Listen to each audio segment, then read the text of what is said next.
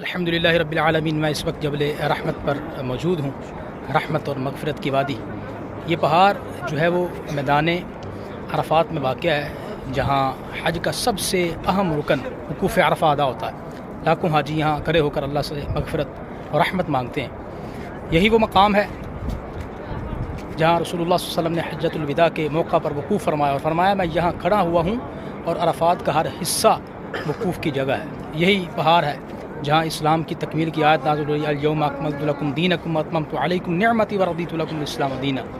اس جگہ کو جبل رحمت اس لیے کہا جاتا ہے کہ یہاں اللہ تعالیٰ کا خاص فضل اور رحمت نازل ہوتی ہے، اور یہاں مانگی گئی دعا کی قبولیت کی امید بہت زیادہ ہوتی ہے۔ یہ مقام قیامت کی یاد بھی دلاتا ہے، جیسا کہ حدیث پاک میں آتا ہے کہ لوگ قیامت کے دن اس طرح جمع ہوں گے جیسے عرفات میں جمع ہوتے ہیں۔ یہ پہاڑ بہت اونچا نہیں ہے، صرف تقریباً 30 میٹر اس کی ہوگی اونچائی، لیکن روحانی عظمت میں دنیا کے ہر پہاڑ سے بلند ہے اس کی عظمت۔